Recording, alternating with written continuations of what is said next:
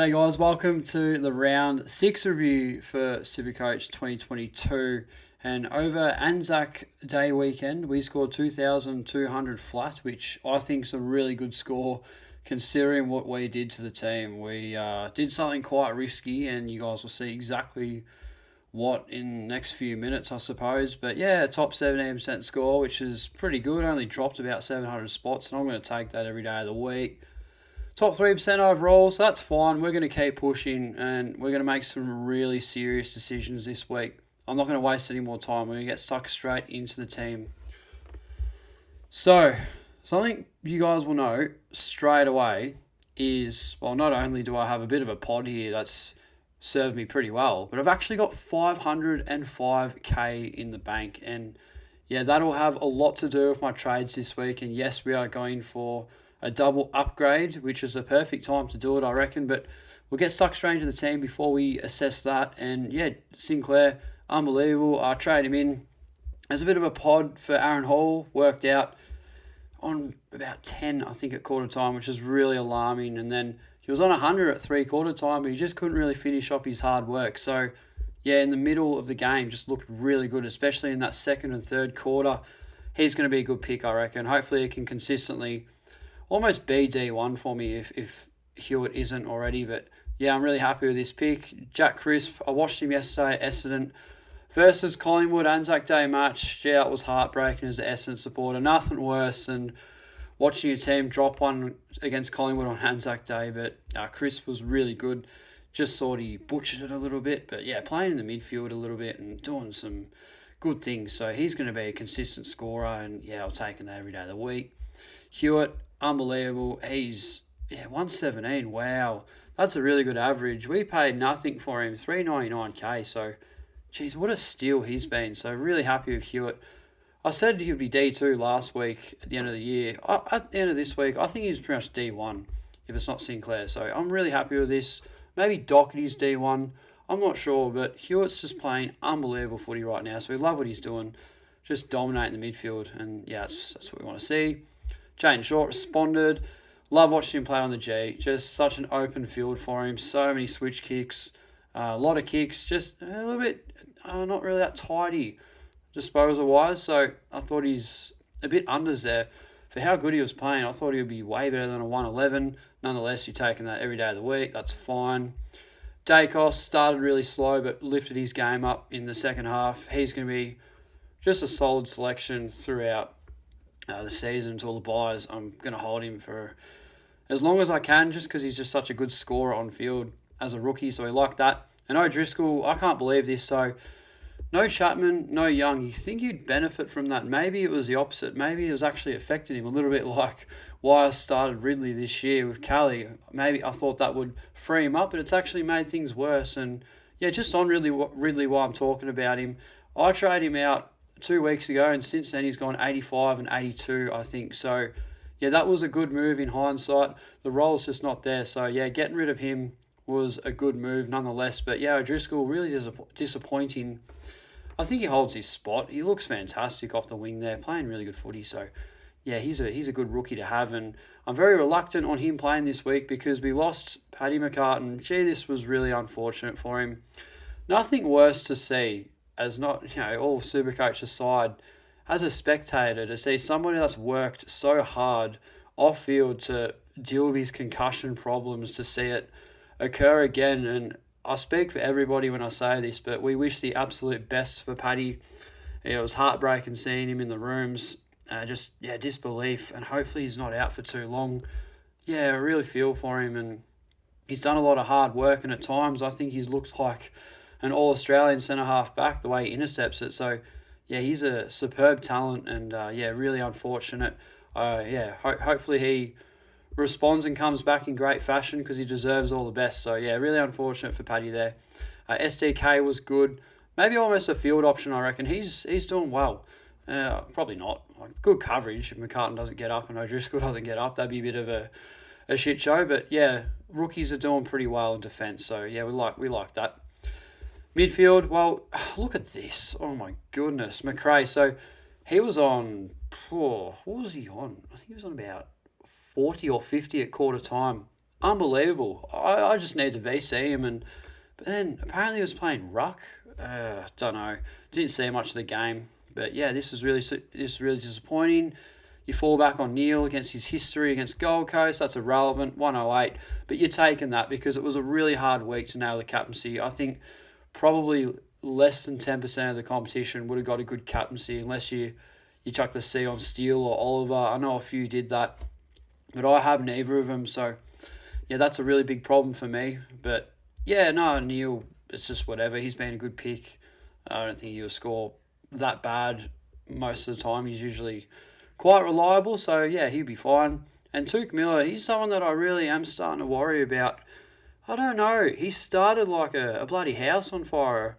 Well, after he went -9 in the first quarter, he really lifted his game in the second quarter, and he was playing catch up a little bit, I suppose. But 99, yeah, it's fine. You just have your fingers crossed. If you don't have Tuke, I'd get him in. Maybe not this week, maybe the next week. Got a high break even.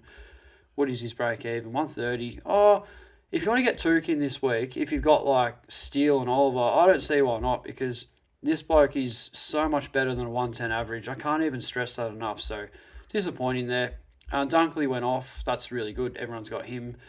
Doesn't matter if you VC'd him, well done. And Cripper, he made people pay. The 20% that trade him out paid big time for this. So this is why you hold your players. I really like Patrick Cripps. I think he's a top, or at least a top 10 midfielder for the year. He's doing really good things. So yeah, really, really rate Cripper's work. He's unreal. Looks like he's best again. So it's great to see. And Matty Rao, I stuck fat with him. Didn't need to, but I just wanted one more score from him on field so I wouldn't have to put up with a Ward who went miserably. And yeah, I'm happy I did that. But yeah, I will be trading Rao out this week. Just held him for one more week. Didn't drop or move in price at all. 103 was his break even, and he hit it. Horn Francis, he's got a break even of 80 plus. He will probably go this week. So going to do some really serious moves. You'll see in a moment all that coinage, or coin I should say. Yeah, we'll see how we go. And Rochelle, yeah, lost rookie roulette. Not by much.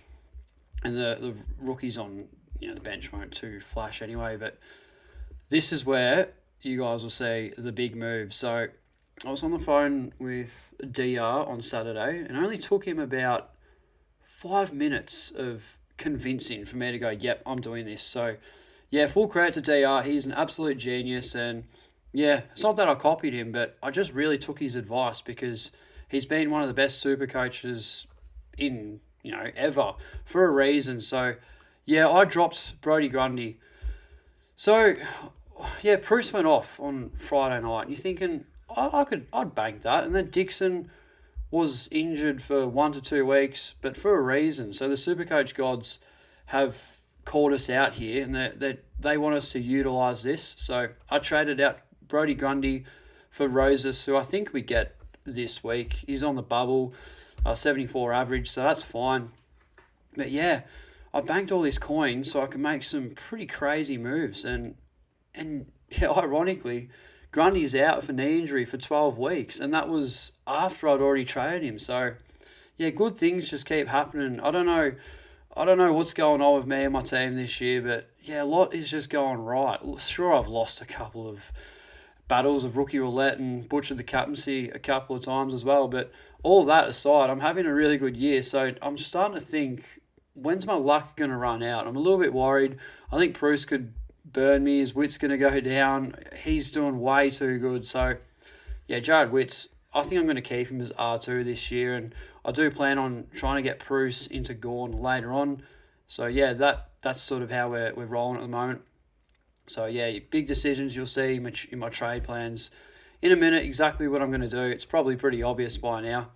If you've seen DR's round review, you probably know exactly what I'm going to do because, yeah, very, very similar, if not probably the same.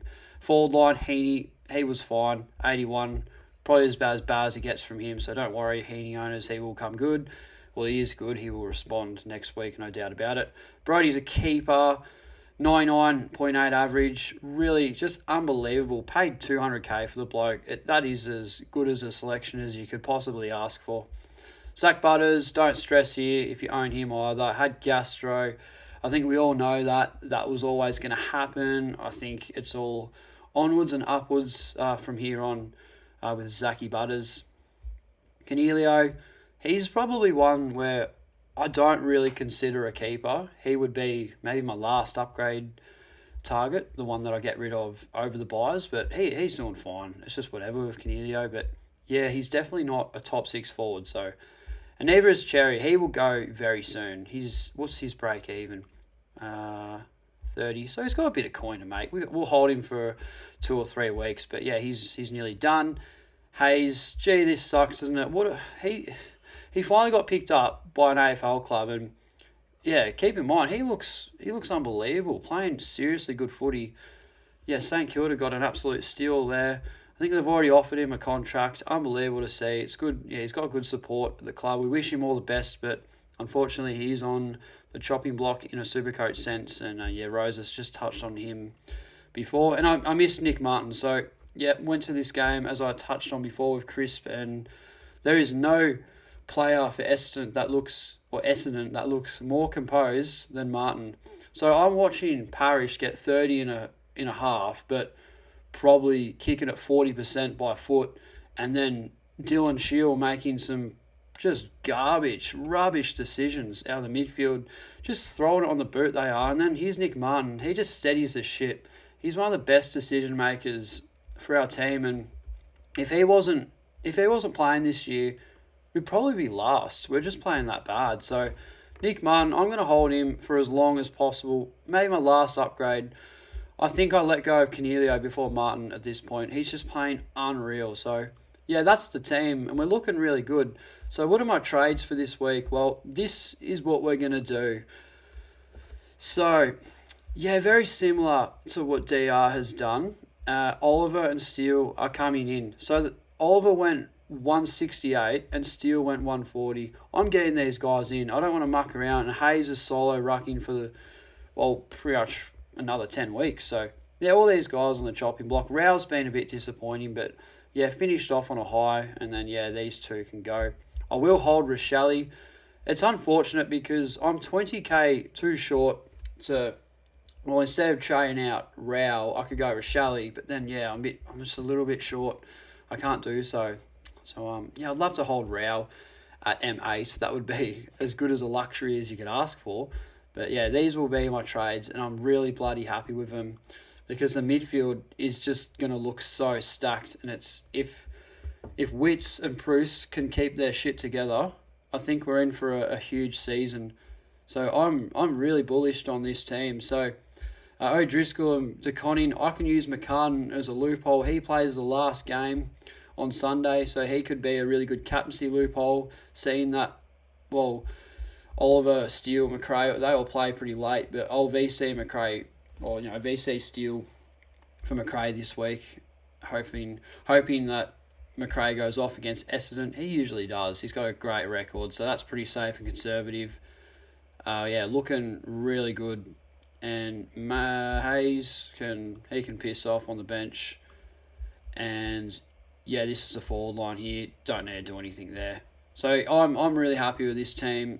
All I need to do now is just try and get Gawn. That's a big one. If I can get Gawn in for Bruce in the next month or so, that would be a huge move. We'll see how Gawney goes. But loving the team. I think we're in a great spot, and then we're going to really start surging up the rankings. And yeah, all in all, just super wrapped with how we're going. So yeah, that's pretty much about it, really. What do you guys reckon of the team? Is there anything that I have missed this year? It's hard to say, but I'm pretty wrapped with it. I can loophole Rochelle and Ward with Long, because Rochelle plays before Hawthorn, so that's an easy one as well. So yeah, we're gonna do the old, avoiding rookie roulette wherever you can, because inconsistent scores. When's Ward gonna go off? Oh my god, he's been given some opportunities. So, and I could even loophole Roses and Martin. No, I'm just gonna field Martin, stuff it. So yeah, bring on round 7, and it's gonna be good to see. The big 5 and Dunkley as well. So that's a stacked midfield. So yeah, I'm keen to ride this one out, and yeah, I'm really happy with how everything's progressing. But yeah, other than that, look, I hope your team's going really well at this point of the year. And yeah, upgrade season's officially beginning, and yeah, exciting times for Supercoach. But yeah, that's it for me, guys. I'll do a rookie review this week and touch base there. But other than that, hope you're doing well, and as always, I'll see you guys in the next video.